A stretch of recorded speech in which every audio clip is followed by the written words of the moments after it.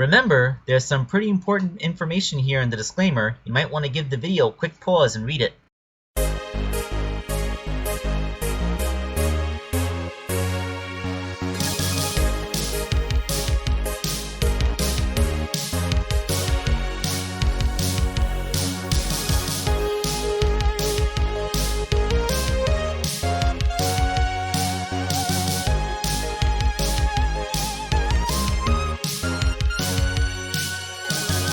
Hello my friends, this is Wake Angel 2001. I know my output has been kind of low this month, but like the double whammy of the holiday shopping season starting and my painful toothaches really did a number on my ability to do, customs. But with the worst problem taken care of, I was finally able to get back into the groove, and I made this commission for Yoloswagmaster3K, Sharon the Bunny. Yep, we got us a goth punk rabbit girl. It's so cute. Yeah, look at her little scowl. Look at her, she's just really cute. I love that cuteness. Alright, so, before I get started on the custom, there is one thing I wanted to bring up. I do believe I brought this up on Reddit, but, here it is for all of you guys. If you are an engineer working for a toy company and you want to make an action figure with, articulation that is, comparable to the way that a regular person is able to move and pose, then you're going to want to put the hole for your pin disc into your bicep and thigh pieces.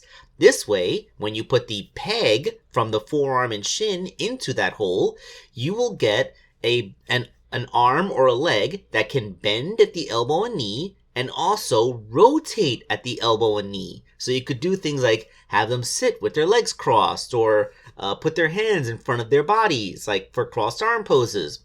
I'm not asking for like figure art articulation, but this is considered like the basic articulation loadout. If you put the pin on the thigh or the bicep and the hole is in the forearm and the shin, then you do not have a bicep or knee swivel. You have a misplaced wrist joint and a misplaced boot cut. And those are almost useless for getting any kind of poses out. I bring this up because some idiot at Jakks Pacific seems to keep on making this mistake. Like, I would almost rather there not be the joint than have this defective kind of joint. And you know who, sometimes, they do the joint correctly on one part of the body and mess it up on another part of the body, like the knees bend right, but the elbows don't. You know who really screwed up? Whoever it was that made Rouge the Bat. Because, she has the incorrect joint placement on both her elbows and her knees. She's one of the few non-robot characters to even have elbows, but quite frankly, she may as well not have elbows for how bad the joints are up there. And then her knees, I can write a doctoral thesis on how they messed this figure up. In fact, I actually have ambitions to take one of these Rouge figures and fix her joints so that they work properly, just so I can show Jakks Pacific how it's done. Because I'm still salty over the fact that there are occasions where I've done better than them. And I will send my final insult by fixing a Rouge figure. The thing is, I only really have my own Rouge figure to work with now, and if I screw it up, I won't have a Rouge figure, so I'm waiting until I get a spare one. Speaking of spare Rouge figures, the base figure for Sharon here is indeed Rouge. Of course, this is the one that Yoloswagmaster sent me, so I'm not going to go screwing around with that one in any way that I wasn't given permission to. So let's go ahead and turn this Batgirl into a bunny girl. And funnily enough, the bunny is going to be more gothy than the bat is. Okay, so this is a rare opportunity for me, the ability to make a figure without having to use my 3D printer in any way. Everything here was done with hand sculpting and part swapping, just like the good old days. So, starting out with Rouge the Bat's head, with the ears and her hair points cut off and sanded, I sculpted on Sharon's hair. It's kind of like a multi-layered affair, to create those... Because, hair, it's easy to draw, but hard to actually realize and sculpt. But fortunately, Sonic characters have this kind of thing going on where you just gotta make a whole bunch of points, and eventually those points add up to the style. And once her hair was in place, I put on the bunny ears. Now, Yolo said that they wanted the ears to be lopped, like the way that Cream the Rabbit and Vanilla have them, except instead of having them rotated around so the quote-unquote pink part of the ear is facing forward, she wanted them to be like the ears are just kind of flop back over her head, so you would see them that way. Which is something you can appreciate looking at the sculpted parts, so I have to paint it in. So yeah, here she is. She's a gray bunny with lighter gray muzzle, and as you can see, the insides of her ears are a lighter gray. And kind of like, I mixed a little bit of purple in with red to make her hair color, this mauve shade. And here's a hilarious coincidence that my mother noted. It's the same color as her bedspread. Yeah, she has white sheets with gray, like the white bed sheet with a gray blanket and pillowcases.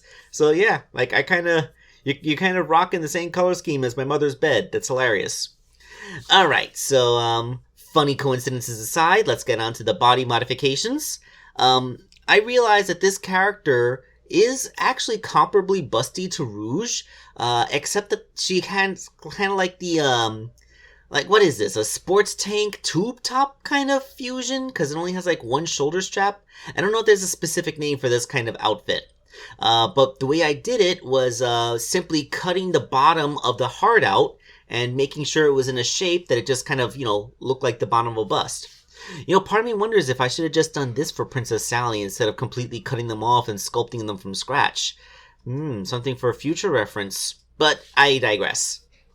With the new midriff made, she just needed to have a bunny tail added, and of course, sculpting in over the hinges where her wings go.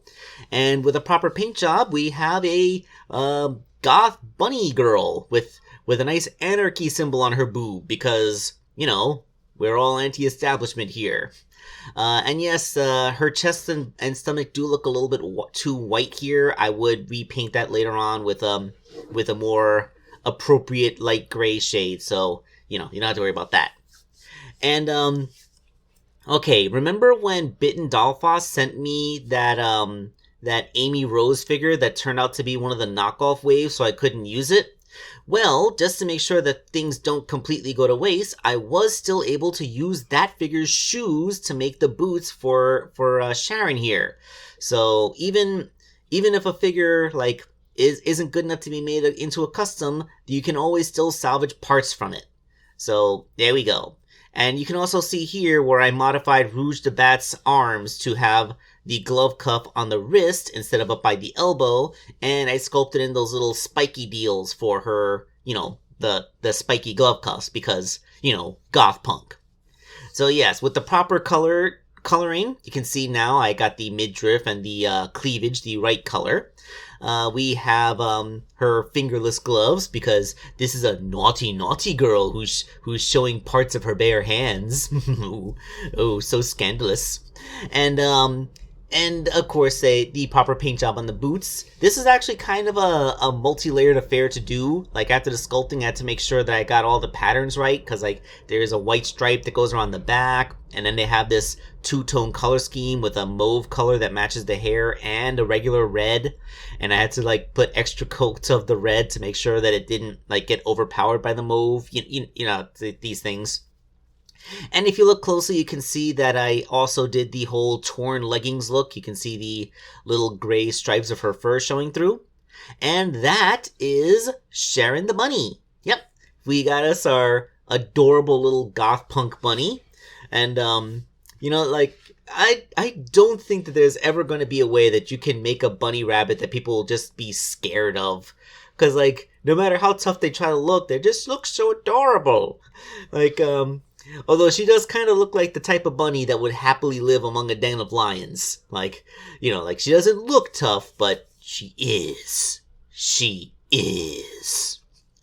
So, glad to be back in the fray, making these custom figures once again. Thank you all for watching my video, and this will be Wake Angel 2001, letting Sonic take us out like he always does. Oh, hey everybody, it's me, Sonic! Sonic the Hedgehog! Just here to remind you that if you haven't already, make sure to hit that like button.